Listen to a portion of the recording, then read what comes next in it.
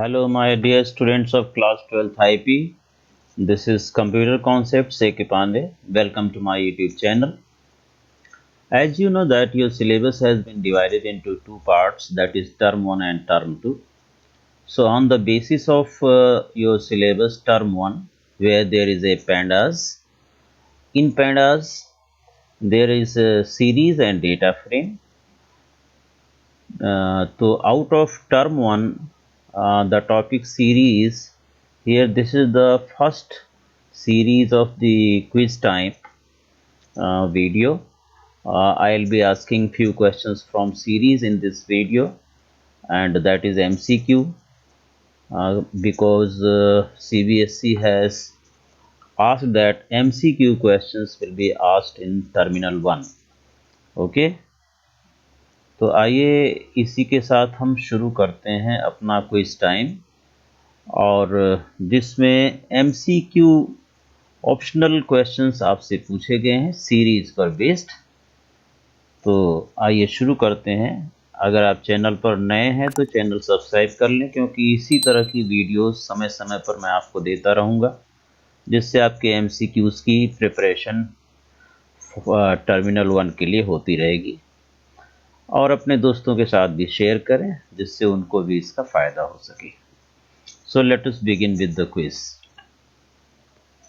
Very first question, here you can see a pandas series is a dash data structure. यहाँ पूछा जा रहा है आपसे कि pandas series कैसा डेटा स्ट्रक्चर है, 1 डायमेंशनल है, 2 डायमेंशनल है, या 3 डायमेंशनल है, या कुछ भी नहीं है। तो आप सोचिए इसके बारे में। शायद आपको जवाब, अगर आपने pandas सीरीज पढ़ा है तो आपको जवाब अपना आ गया होगा कि ये pandas सीरीज जो है वो 1 डायमेंशनल डेटा स्ट्रक्चर होता है। तो इसका आंसर है बी। 2 डायमेंशनल डेटा स्ट्रक्चर आपका डेटा फ्रेम होता है, 1 डायमेंशनल डेटा स्ट्रक्चर आपका सीरीज होता है, जिसमें एक ही डायमेंशन होती है। Elements are arranged in the form of row और column, but in data frame elements are arranged in both row and column. ठीक है, तो यहाँ पर रो और कॉलम के फॉर्म में आपके एलिमेंट्स दिखाई पड़ते हैं, डाटा फ्रेम में रो और कॉलम के फॉर्म में अपीयर होते हैं। तो that is why it is 1 dimensional. इसमें एक ही डायमेंशन होता है, एक ही सबस्क्रिप्ट वैल्यू होती है, जिससे आप किसी भी एलिमेंट को एक्सेस कर सकते हैं, उसकी पोजीशन, उसकी इंडेक्स के साथ। आइए चलते हैं सेकेंड क्वेश्चन की तरफ। वेरी गुड, आपका जवाब बहुत अच्छा था, 1 डायमेंशनल सभी बच्चे जानते हैं। Second question, for my very intelligent student, the elements in the data series must be heterogeneous, integer type, homogeneous, float type. आप सोचिए जवाब इसका। pandas सीरीज के जो एलिमेंट्स होते हैं वो heterogeneous, that means mixed data type, integer type, या homogeneous means single data type, और float type। बिल्कुल आपका जवाब सही है। आप होमोजीनियस कह रहे हैं, तो लीजिए होमोजीनियस, इसका सी पार्ट ही करेक्ट है। Very good. Let us go to next question, question number 3। A series is a value dash and size dash. यानी कि सीरीज की जो वैल्यू होती है, अब इसमें देखें आंसर में इम्यूटेबल और म्यूटेबिलिटी की बात की गई है। जहाँ तक इम्यूटेबल और म्यूटेबल की बात है, वो आपको टर्म आना चाहिए। Immutable means the values can be changed on its place in the memory, on the same memory cell the values are changeable, then it is mutable, otherwise immutable. तो यहाँ पर सीरीज के वैल्यू की बात की जा रही है कि वैल्यू इज म्यूटेबल और इम्यूटेबल, साइज इज म्यूटेबल और इम्यूटेबल। तो आप, मुझे लगता है इतनी देर में आपने आंसर सोच लिया होगा, तो मैं बता देता हूं। यहाँ पर तीसरे का डी पार्ट करेक्ट है, that is mutable. Value is mutable series में, एंड साइज इज इम्यूटेबल। ठीक है, वैल्यू आप कोई भी चेंज कर सकते हैं, लेकिन साइज की जहाँ तक बात है, जैसे आप साइज चेंज कर सकते हैं, लेकिन जैसे ही साइज चेंज करेंगे, सीरीज ऑब्जेक्ट जो है वो इंटरनली दूसरा क्रिएट हो जाता है, वो दूसरी जगह मेमोरी सेल ऑक्यूपाई करने लगता है।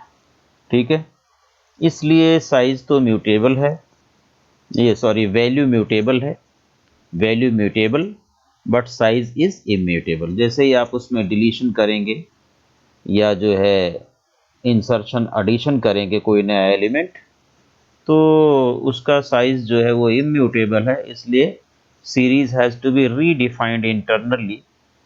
सीरीज का एसोसिएशन एरे से है, नमपाई एरे से, तो वो दूसरा ऑब्जेक्ट सीरीज का इंटरनली क्रिएट हो जाता है। इसलिए सीरीज का जो साइज है वो इम्यूटेबल है। यहीं पर मैं आपको बता दूं कि डेटा फ्रेम में दोनों ही म्यूटेबल होते हैं, size and value both are mutable in data frame, and data frame is 2D structure. Let us go to question number 4. What is the command to install pandas library in Python? Python में आप pandas में काम करने के लिए आपको pandas library install करनी होती है। आपको कमांड प्रॉम्प्ट पर जाना होता है और कमांड प्रॉम्प्ट पर आप एक कमांड लिखते हैं। आप देखें इसमें लिखा है install pandas, install pip pandas panda, pip install pandas, pip install panda. So out of these four options, C option is correct, pip install pandas। इससे आपकी pandas लाइब्रेरी कमांड प्रॉम्प्ट पर जाकर के इंस्टॉल हो जाती है। तो जब भी आप अपने पाइथन आईडीएलई में आकर के बाद में लिखेंगे पिप इंस्टॉल pandas, तो आपकी लाइब्रेरी इंपोर्ट pandas, तो आपकी लाइब्रेरी pandas की इंपोर्ट हो जाती है। आपके प्रोग्राम में pandas से रिलेटेड फंक्शन काम करने लग जाते हैं। तो इसका सी पार्ट है, फोर्थ का C part. Come to question number 5. Create a series S1 for all even numbers from 1 to 10 using range function.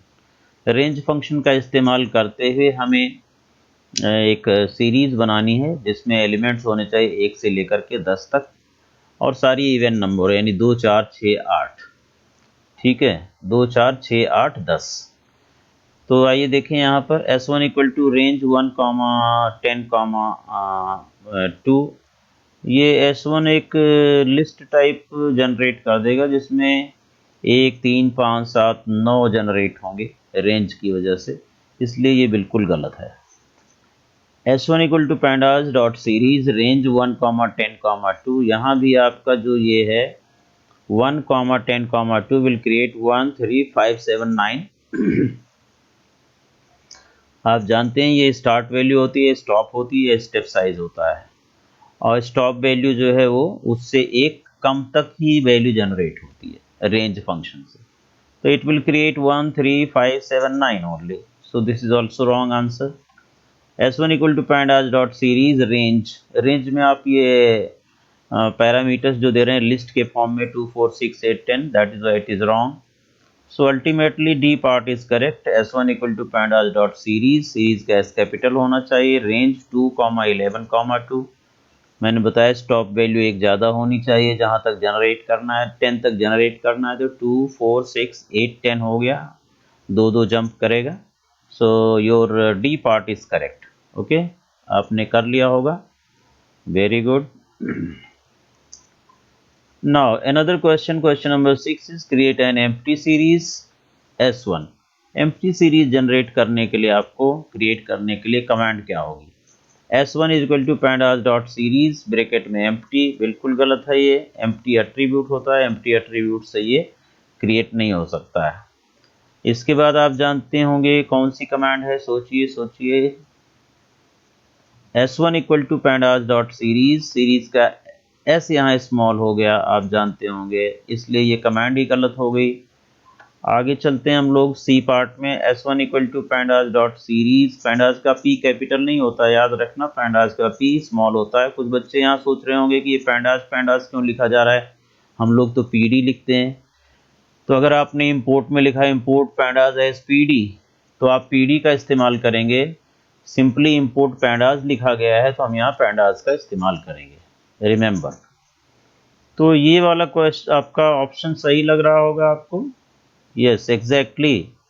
S1 equal to pandas dot series empty bracket, this is your right answer. So इसमें आपका C part correct है, इसे आप note कर लीजिए। नल से initiate नहीं होता, नल तो आपका SQL में इस्तेमाल होता है डी पार्ट में जो लिखा गया है। ठीक है, to get number of dimensions of a series object, series में कितने ऑब्जेक्ट कितने डायमेंशन होते हैं, कौन सा एट्रीब्यूट इस्तेमाल किया जाता है?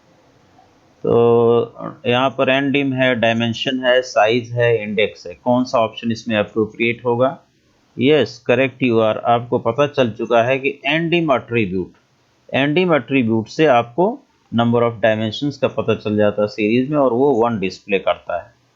ठीक है, तो इस तरह से आपका ये आंसर करेक्ट है। 6th का A part is right answer. Dimension कोई एट्रीब्यूट नहीं है, साइज से नंबर ऑफ एलिमेंट्स का पता चलता है और इंडेक्स से उसकी indexes. Now 7th question, to specify data type int 16 for a series object S1 we can write. अगर आप सीरीज ऑब्जेक्ट का डेटा टाइप स्पेसिफाई करना चाहते हैं, जो डिफॉल्ट डेटा टाइप है उसको ओवरकम करना चाहते हैं, तो यहाँ से आप लिख सकते हैं command.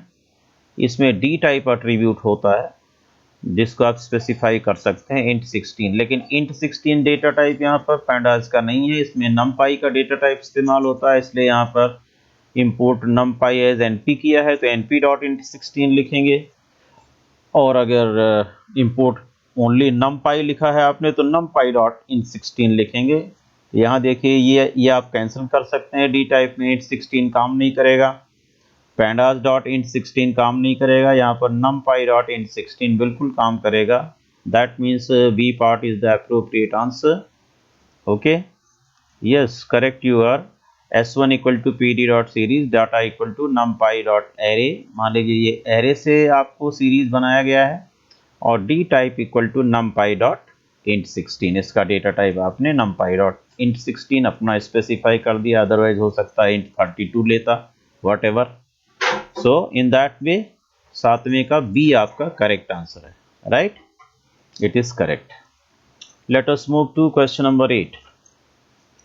To check if the series object contains NaN values dash attribute is use.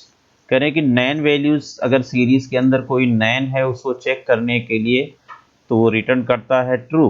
कौन सा ऐसा फंक्शन है, कौन सा ऐसा एट्रीब्यूट है out of this which returns true if series has some nan values।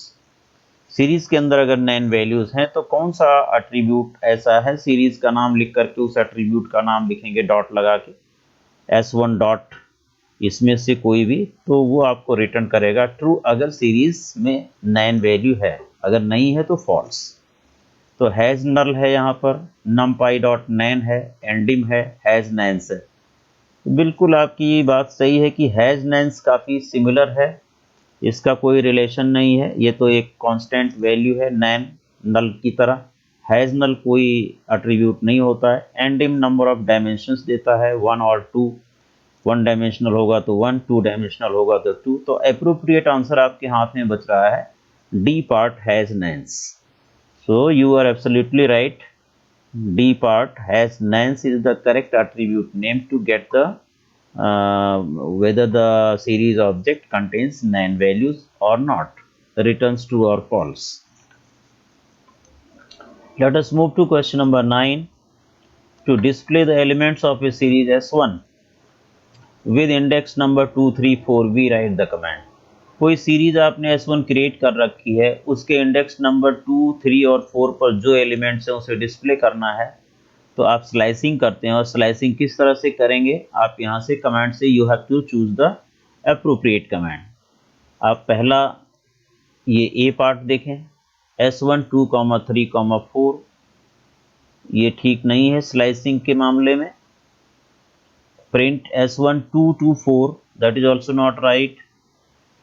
Print S1 of 2 colon 5, yes, colon का इस्तेमाल स्लाइसिंग में होता है। 2 कॉलन 5 आप लिखेंगे तो उसी रेंज की तरह element having index number 2, 3, 4, fifth is stopping index, इसलिए 2, 3, 4 इंडेक्स पर जो भी वैल्यूज हैं सीरीज में that is going to be displayed. Here it is wrong because it will display only second and third element, that means element having index number 2 and 3, 4 stopping index है।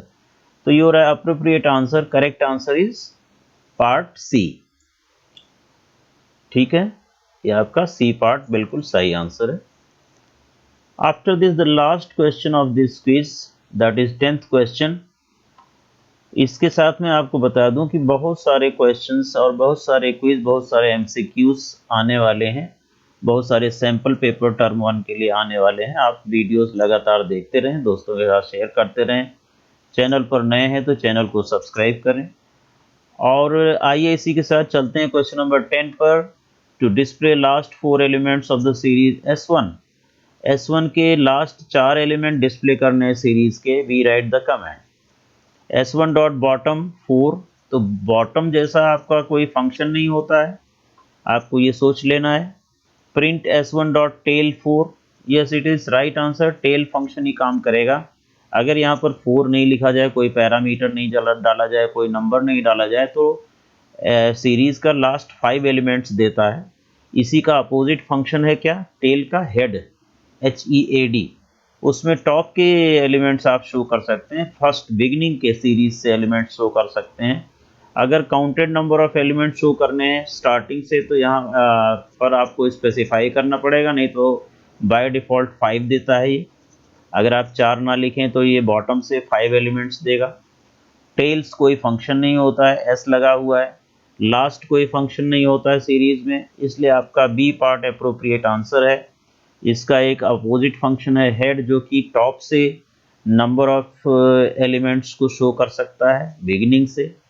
ठीक है, head और tail function board point of view से very very important. इस पर आपका कोई एक क्वेश्चन जरूर रहेगा, तो इसे आप अच्छी तरह से याद रखें, हेड और टेल फंक्शन दोबारा कर लें। सो इसी के साथ हमारा क्विज टाइम समाप्त होता है।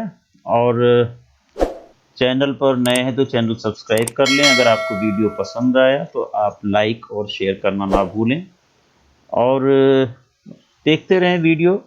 आने वाला दूसरा जो क्विज का पार्ट है, उसमें हम लोग कुछ नए क्वेश्चंस के साथ, कुछ नए टॉपिक्स के साथ मिलते हैं। कोई सजेशन है तो आप कमेंट सेक्शन में लिख सकते हैं। Thank you very much for watching, keep on watching.